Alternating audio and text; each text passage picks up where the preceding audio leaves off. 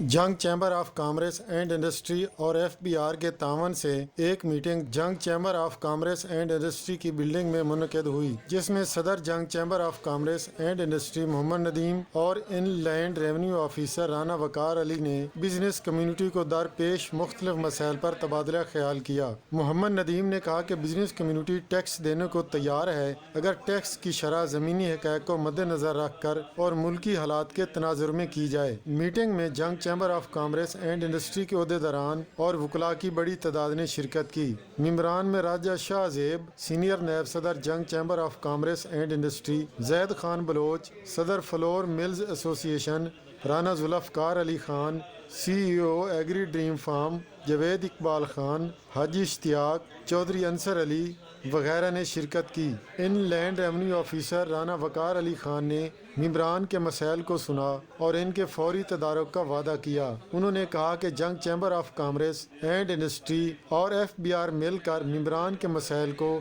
آسان طریقے سے حل کریں گے۔ میٹنگ کے اختتام پر زورانے کا اہتمام بھی کیا گیا تھا۔